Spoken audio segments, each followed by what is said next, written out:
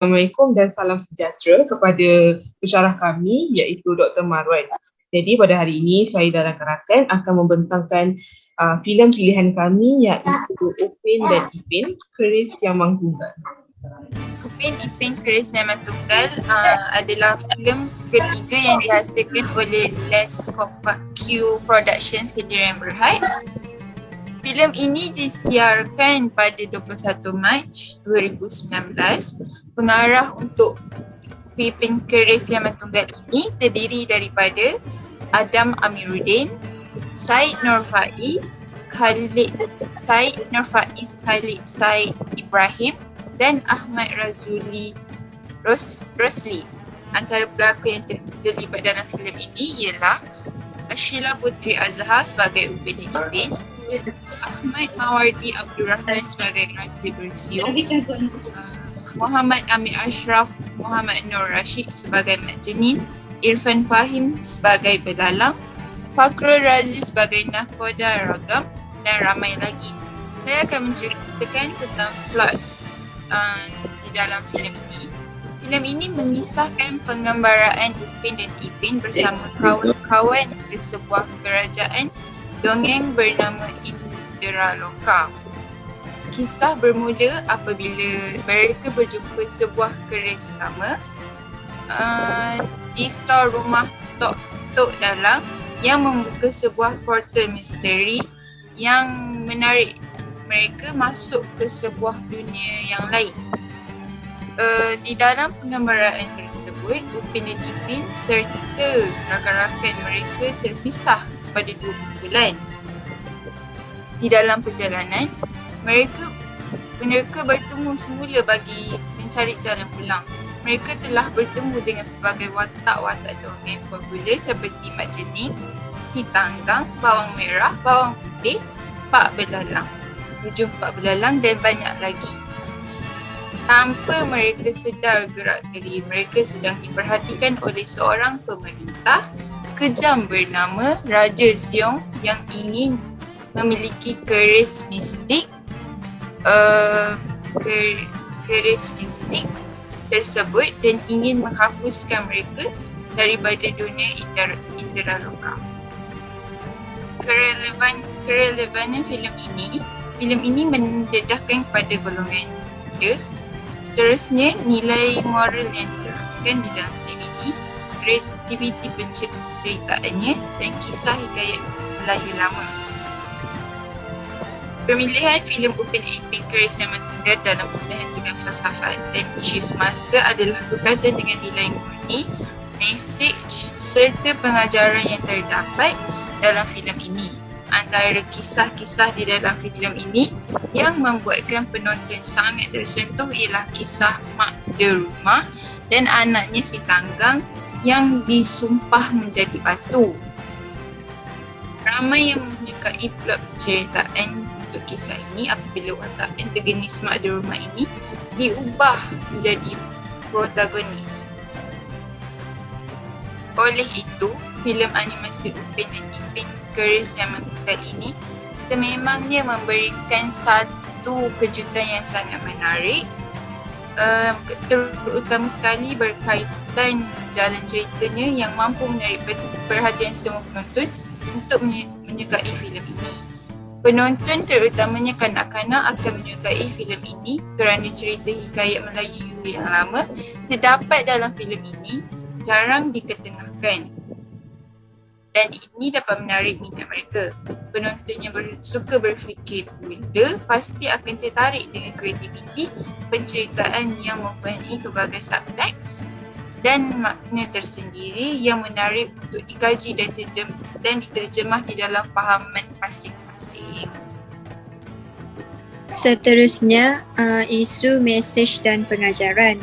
Isu yang pertama ialah perebutan tahta, di mana perebutan tahta antara Raja Bersiong dengan Raja Indraloka yang mereka sama-sama untuk menggugat kekuasaan bagi mendapatkan kuasa. Seterusnya, mesej yang terdapat dalam filem ini ialah sikap tamak. Sikap tamak manusia yang hanya mementingkan diri sendiri sahaja. Misalnya berlaku pertempuran di antara Raja Bersiung dan Raja Indraloka disebabkan oleh perebutan kuasa itu. Seterusnya pengajaran. Dalam filem tersebut, saya dapat mengenal pasti bahawa sebagai manusia kita mestilah bersikap rendah diri dan tidak sesuka hati untuk merampas hak orang lain. Sebagai contoh, Raja Bersiung akhirnya tewas di tangan Mak Jinin, iaitu anak Raja Indraloka yang menuntut hak ayahnya serta rakyat Indraloka. Isu yang seterusnya ialah menekankan isu bekerjasama untuk membina benteng bagi menghalang serangan ikan todak. Contohnya Mek Min dan Mek Deruma mengarahkan agar benteng itu dibina dari batang pisang. Mesej yang seterusnya ialah sikap bekerjasama harus dipraktikkan dalam kehidupan bermasyarakat agar kita dapat mengekalkan keamanan dan kesejahteraan. Pengajaran yang terakhir ialah kita mestilah memiliki sikap kerjasama agar setiap masalah dapat diselesaikan dengan baik. Kerjasama ini dapat diperlihatkan Mek Min dan Mak Deruma telah menyelamatkan sebahagian penduduk Pulau Pisang dari serangan todak. Okey, isu seterusnya ialah isu kekeluargaan. Isu kekeluargaan diperlihatkan antara Mak Deruma dan si Tanggan apabila berlaku disebabkan si Tanggan yang menderhaka terhadap ibunya. Okey, mesejnya ialah kita janganlah menderhaka kepada ibu yang telah melahirkan dan menjaga kita. Sifat derhaka kepada ibu merupakan sifat yang dilarang dalam ajaran agama Islam. Contohnya tindakan si Tanggan yang tidak mengakui ibunya sendiri lalu disumpah menjadi batu. Pengajarannya, kita mestilah menghormati kedua ibu bapa. Kita tidak seharusnya menderhaka kepada ibu bapa. Ini dapat ditunjukkan apabila Mak Deruma telah menyumpah anaknya Tanggang kerana dia tidak mengakui bahawa Mak Deruma ialah ibunya. Isu yang terakhir ialah sikap tolong-menolong. Tok Dalan meminta Upin dan Ipin menolong membersihkan stor. Semasa ketiadaan Tok Dalan untuk menukar bajunya, kawan-kawan Upin dan Ipin datang mengajak mereka bermain bersama-sama. Namun Upin dan Ipin perlu menolong Atuk untuk mengemaskan bilik stor terlebih dahulu. Mereka bersepakat untuk membantu Upin dan Ipin mengemas stor supaya kerja dapat diselesaikan dengan cepat. Okay, mesejnya ialah kita haruslah sentiasa tolong-menolong antara satu sama lain. Contohnya, Mak Ai cuba membantu Upin dan Ipin membuka peti kris Tok Dalan di dalam stor namun gagal. Sebelum Upin dan Ipin berjaya membukanya, mereka kemudian tergelincir menyebabkan kris itu terjatuh. Okey, pengajarannya ialah kita mestilah mempunyai semangat setia kawan dengan sentiasa berusaha mencari penyelesaian dalam setiap masalah yang dihadapi. Contohnya, persahabatan yang akrab antara Upin dan Ipin dan kawan-kawannya perlu dijadikan contoh di mana mereka sentiasa membantu antara satu sama lain. Baiklah, bahagian yang seterusnya ialah falsafah dan cara berfikir, iaitu projek. Dalam filem Upin dan Ipin Keris Memang Tunggal telah menengahkan hikayat Melayu lama seperti Raja Bersiung, Tunjung Pak Belalang, Si Tanggang, Bawang Putih dan Bawang Merah dan banyak lagi.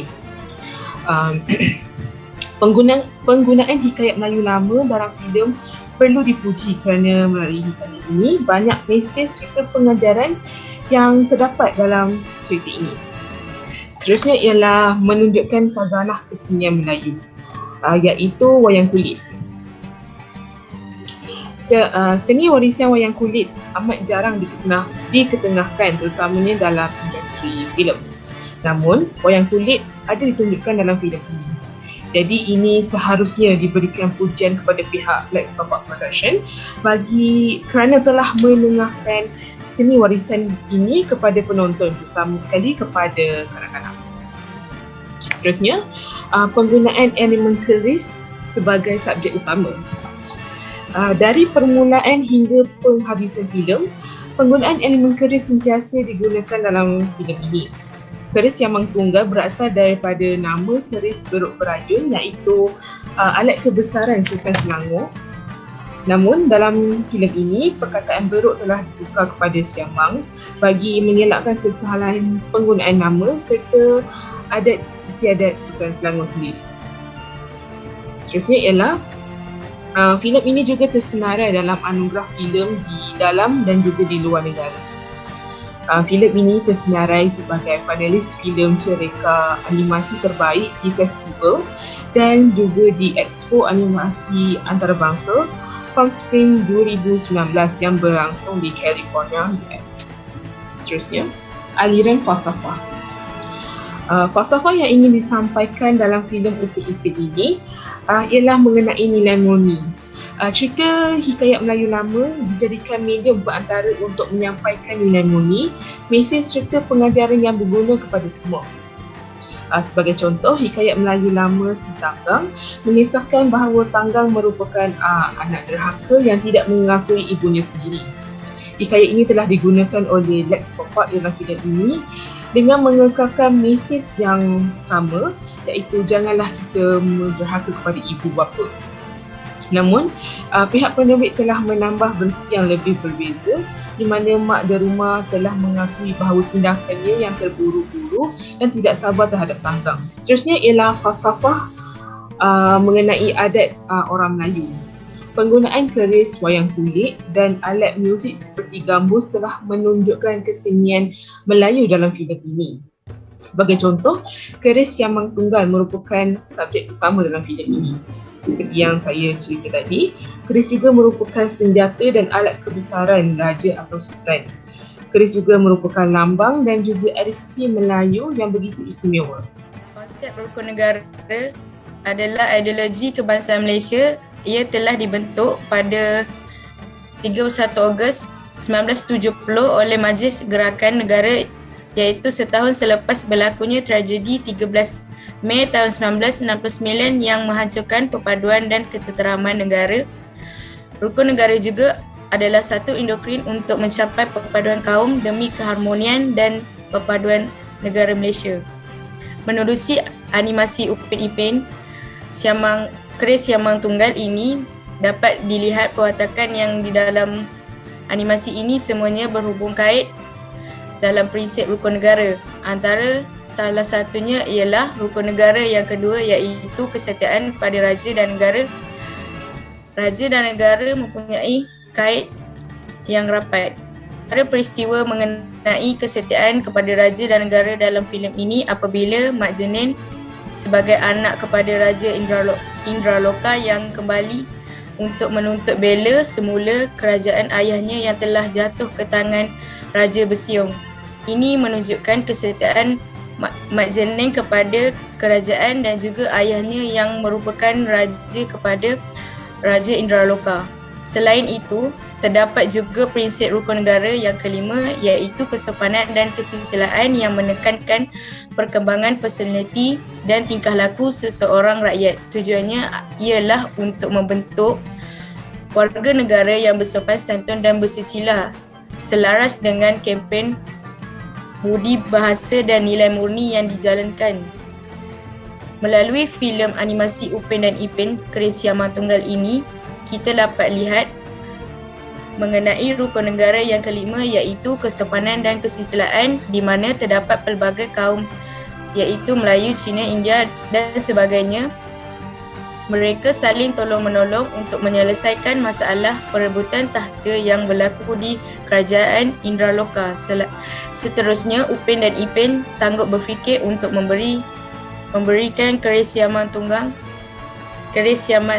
Tunggal kepada Raja Besiong bagi menyelamatkan 9 rakan-rakannya yang ditangkap oleh Raja Besiong. Seterusnya, konsep sejahtera.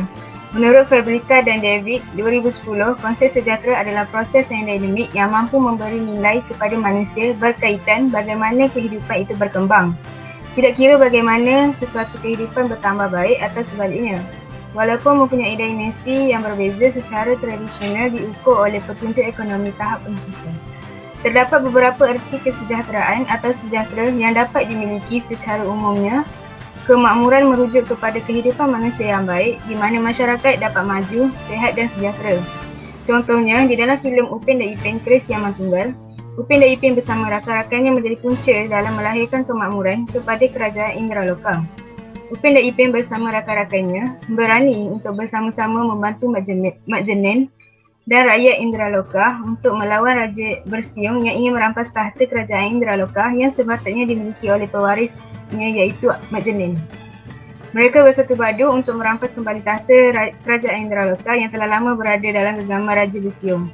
Di sini kita dapat lihat keberanian yang ada kepada Upin dan Ipin bersama rakan-rakannya untuk mengembalikan kembali kesejahteraan kerajaan Indraloka. Konsep sejahtera ini dapat juga dilihat dalam filem Upin dan Ipin Keris Yang Manunggal melalui babak di mana Upin dan Ipin menjadi punca, mak dan rumah menyedari bahawa keputusan yang dilakukan olehnya adalah terburu-buru sehingga menyebabkan anaknya menjadi batu selamanya dan mereka membuatkan mak dan rumah bersungguh-sungguh memaafkan kesalahan lalu anaknya itu iaitu Tanggang yang telah menderhakai ibunya. Selain itu, Upin dan Ipin juga telah membuat Bawang Merah menyedari bahawa dia perlu memaafkan kesilapan adiknya itu iaitu Bawang Putih yang telah dipenjara oleh raja kerana telah memfitnah kakaknya itu. Mereka telah membuatkan Bawang Merah menyedari bahawa hubungan adik-beradik tidak akan terputus walaupun pernah berlaku pergaduhan yang besar. Di sini kita dapat lihat bahawa Upin dan Ipin telah mengembalikan kesejahteraan sebuah keluarga yang pernah berantakan sebelum ini. Seterusnya, kesimpulan daripada filem Upin Ipin Keris Yang Manunggal, filem ini banyak membawa mesej yang positif kepada masyarakat Malaysia tentang sejarah keris perut berayun. Seterusnya terdapat banyak pengajaran yang terdapat dalam filem tersebut, antaranya jangan mementingkan diri dan jangan bergaduh disebabkan kuasa tanpa mengetahui nasib orang lain. Seterusnya mempunyai nilai detektif sebagai salah satu identiti yang menyalahkan kualiti orang Melayu. Okay, harapan kami agar filem ini dapat dikembangkan lagi pada masa hadapan dan mempunyai lebih banyak elemen positif untuk generasi akan datang. Dan juga semoga filem-filem lain juga akan dapat dikembangkan lagi menjadi lebih baik untuk generasi akan datang. Okey, itu sahaja. Sekian saja daripada kumpulan kami. Sekian, terima kasih.